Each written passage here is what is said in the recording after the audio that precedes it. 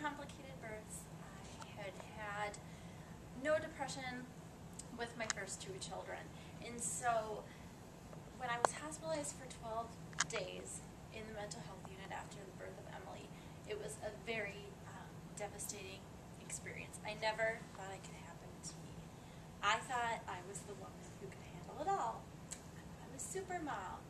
I thought having a third baby would just, be a breeze. Just, use another arm and grab her and come along, and this should be fine. And so I didn't expect to have any issues.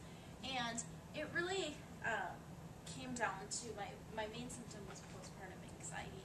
And I had 3 postpartum depression screenings in the process of after birth. And all 3 times my diagnosis was missed. And I wasn't crying, I wasn't sad, I wasn't really disassociated with the baby during these times, so I didn't have your typical depression symptoms that I think I myself would have looked for and then clinicians would have looked for. So they were very atypical. And so I decided I wanted to write my story. I wanted to educate other people on postpartum anxiety and how it's different from postpartum depression. And I think we have so many great media stories, and it's wonderful about postpartum depression, but anxiety is sort of that loose cannon that we're starting to hear more about, but not enough about. And my first signs of anxiety were actually when I had given birth to my daughter. And I had a major panic attack in the hospital the night before I was supposed to be discharged from labor and delivery.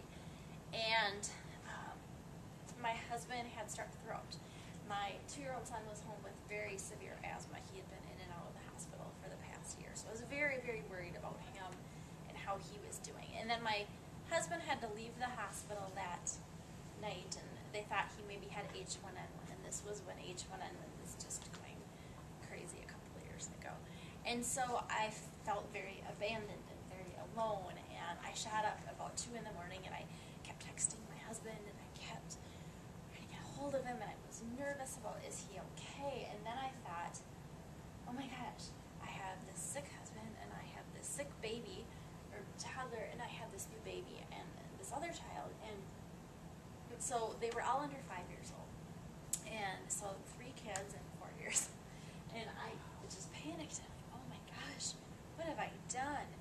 And so what I did was, I called the nurses. I kept pushing the nurse phone at the time and say, you can't send me home with this baby. You cannot send me home with this baby. There's no way that you can send me home with this baby. I can't go home. I can't. And they're like, well, let's see. You had this baby in like an hour. You didn't push. She fell right out. This is like the most uncomplicated birth story ever. Everything was healthy. The baby was healthy. She was doing great. But I wasn't doing so great. And I just couldn't stop crying at this time. I was full of emotion. And the pediatrician that came in the morning to examine the baby, I started crying to him. I said, I can't go home. Are you kidding me? I have 3 kids, and I have a sick husband, and a sick toddler, and a new baby, and there's no way that I can go home. I cannot deal with this. And he said, well, I have 4 kids, and, you just do it. That was kind of where it went. And he said, and there's nothing wrong with you. You had a normal, uncomplicated birth, and Emily is just this most perfect baby, and there's nothing wrong with her, and so we can't keep you here. And I was terrified of going home.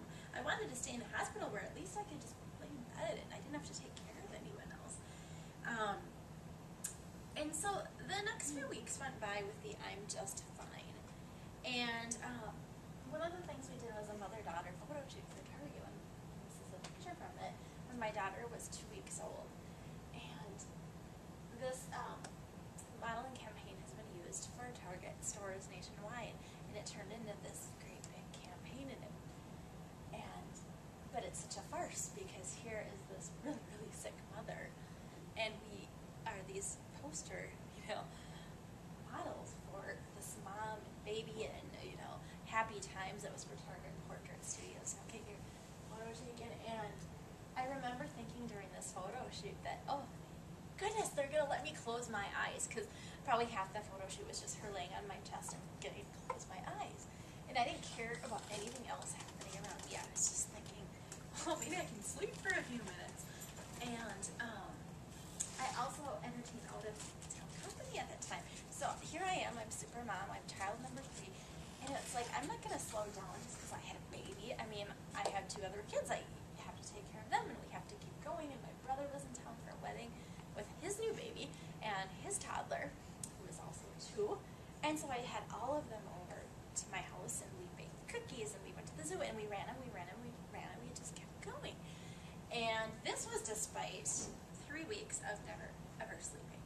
I was afraid I would miss the baby crying, so I had her in the bassinet right next to our bed, and it was like this, picking her up, nursing, picking her up, nursing, picking her up, nursing, and it was almost a little obsessive, if you'd call it, but I was afraid she would wake up the 2 boys and that we would not get to sleep, and so I thought, well, at least if the boys are sleeping, then this is good, I don't need to sleep.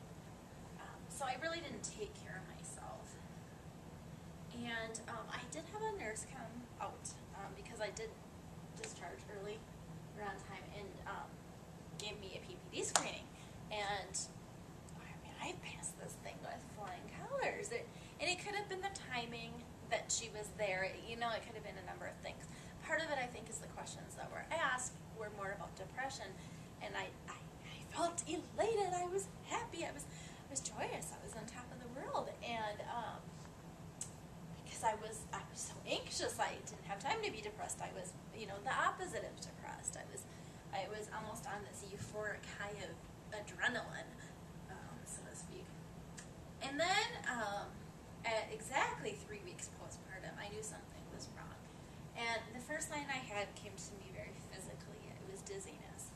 And the room, it was like it went in and out of focus. It was a camera lens. And it just, things didn't seem clear. And I would stand up and things would spin. And I had to lie down. And I had decided to take some allergy medicine because I was kind of sniffly that day.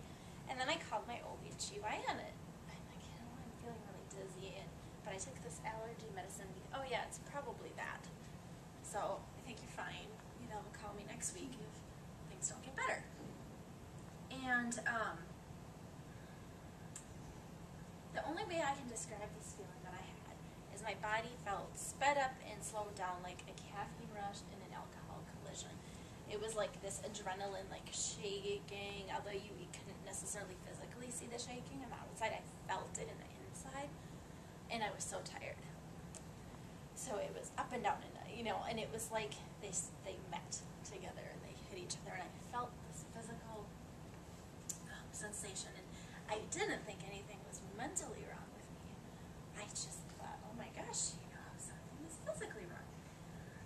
And the one thing I can say is overwhelming. If I have one word to describe how I felt, it was overwhelmed. And overwhelmed, but not willing to stop and get help. So overwhelmed, but yet I'm gonna truck on. Kind of, those were the symptoms. And then it got worse to where I couldn't eat, I couldn't sleep, I couldn't remember anything. It became extremely cognitively impaired. And then I really hit rock bottom. This is a photo of my niece and my son Ethan, the 2-year-old, when I was baking them cookies and we were having this party. And then one night I saw this and I saw the devil, like they became evil to me, and it was very frightening. And I couldn't get that image out of my head. I decided to call my OB/GYN clinic and tell them that, you know, I feel dizzy, something doesn't quite feel right. And once again, they asked me the depression questions, and I said, no, you're not depressed. I think you're just sleep deprived. And so I had booked an appointment for later that week to go in and just, you know, see, just in case, to see if there was any PPD. And when I went into the OB/GYN, I stepped up on the scale and I immediately fell over, had to be caught by the nurses and was wheeled out to the ER. The ER did, you know, of course, the battery of physical tests and couldn't find anything wrong with me. I was healthy as could be, besides a little mastitis. And Other than that, I was good. But they did give me an anxiety pill anyways. And they said I would have to pump and dump. And I had great fears about pumping and dumping. Nursing was really stressful to me to begin with, but I had this perceived notion that I have to nurse, I have to do the right thing for my baby, and we're going into cold flu season and I wanted to nurse her, but pumping never had worked for me, and that caused a lot more anxiety. So I tried it for one night. I got even less sleep because I was so worried about it, and I said, forget it, I'm not taking this pill anymore, this isn't worth it. And so I dumped the bottle of pills over.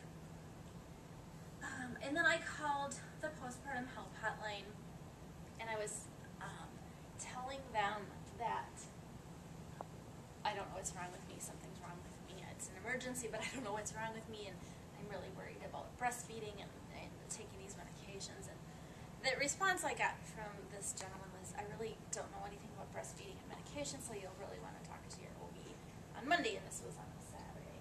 And I was really let down by this because I thought, this is the crisis line.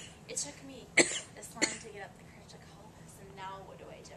Well, crisis line can't help me. Now what do I do? And no one around me, I think, realized the severity of what was happening. My husband was completely oblivious to it now. At that time. Of course, now he's extremely well aware of my moods. But at the time, because I had no mental illness history, and so no one was looking for that. And so then getting help. I decided to call my friend who was my OBGYN. She had delivered my daughter and knew me personally, and I had been calling her on and off that entire weekend. It must have been the sound of my voice